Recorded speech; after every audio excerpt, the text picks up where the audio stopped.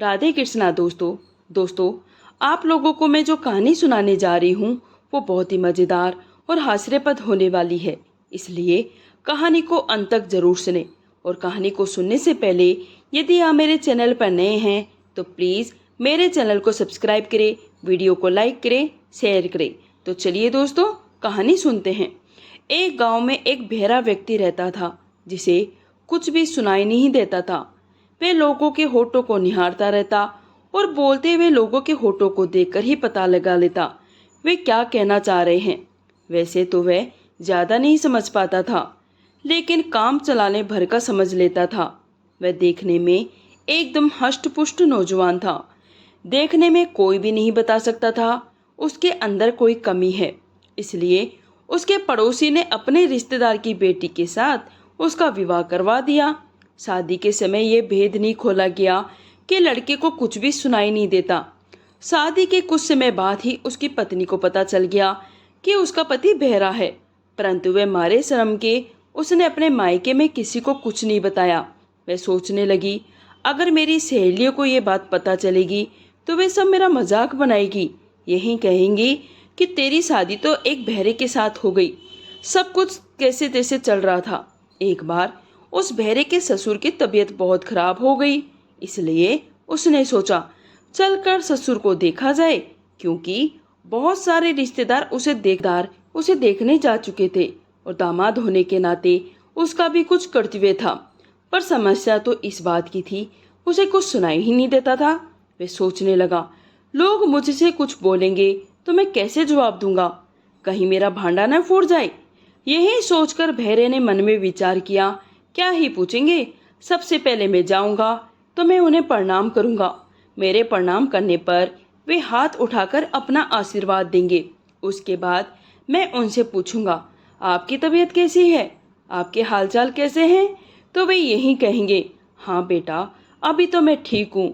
वैसे भी उनको बीमार हुए काफ़ी दिन हो चुके हैं, तो अभी तक तो वो थोड़ा ठीक हो गए होंगे। तो वे यही कहेंगे। उसके बाद मैं उनसे कहूँगा, बढ़िया ससुर जी बढ़िया मैं और आपकी बेटी भी यही चाहते हैं। फिर मैं उनसे कहूँगा, खाने में क्या खाते हैं, खाने में क्या खाते हैं।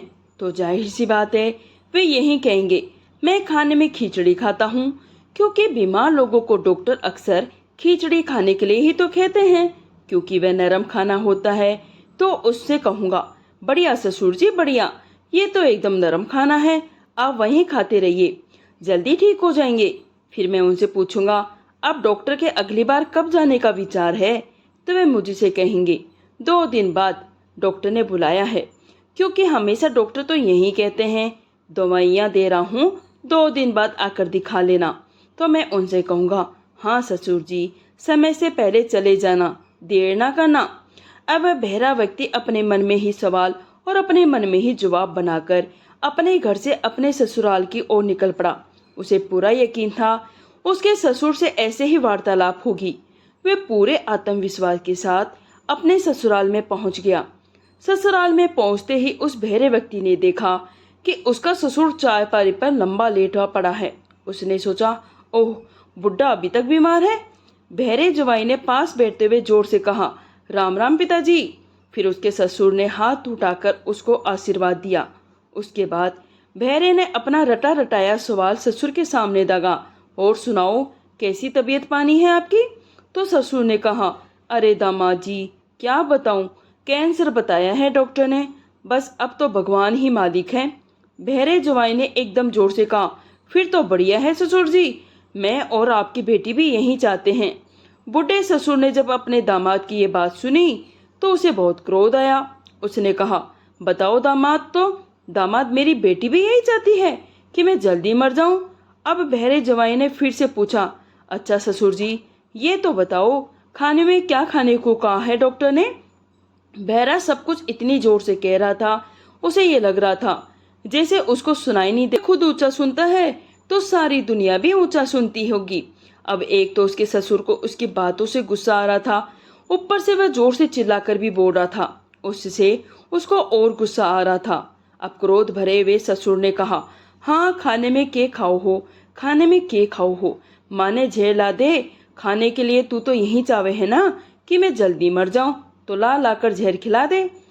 बहरे को ये लग रहा था बूढ़ा खिचड़ी खाकर बहुत परेशान हो गया, इसलिए गुस्से में आकर चिल्ला रहा है और बता रहा है। उसने कहा, कोई बात नहीं ससुर जी, ये तो बड़ा अच्छा है और नरम खाना है, जल्दी पच जाता है, आप यहीं खाया करें, आपके लिए यहीं अच्छा है।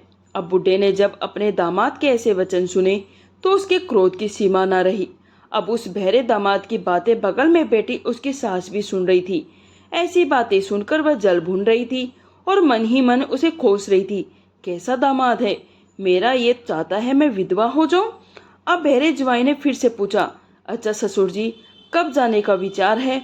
उसने तो डॉक्टर के पास जाने को पूछा था, परंतु ससुर जी को ये लगा ये मुझसे ये पूछ रहा है मैं भगवान के घर कब जाऊंगा। अब तो ससुर जी का पारा चढ़ गया। उसने अपने बेटों से कहा, अरे कोई है, इसे घर से बाहर निकालो, कैसा जवाई मिला है मुझे, भगवान या तो मुझे मारने पर तुला है और तो और मेरी बेटी भी इसका साथ देना चाहती है, मैं जल्दी मर जाऊं। अब बहरे के सालों को भी कुछ भी समझ में न आ रहा था। अब इसने चाहे पिताजी के लिए कुछ भी सोचा हो, कुछ भी बोला हो, पर है तो हमारे घर का दामाद ही, जीजा है हमारा, इसको ऐसे नहीं भगा सकते। इसलिए उन सब ने उसे एक रात के लिए घर पे रखा और अगले दिन खिला पिलाकर उसे घर से विदा कर दिया और अपनी बहन को भी ये संदेशा भिजवा दिया कि उसके पति ने क्या क्या बोला है। जब उसकी पत्नी को ये पता चला तो जब बहरा घर पहुंचा तो उसने उस पर चिल्लाते हुए कहा, तुम्हारी हिम्मत कैसे हुई मेरे पिताजी को ये सब बोलने की?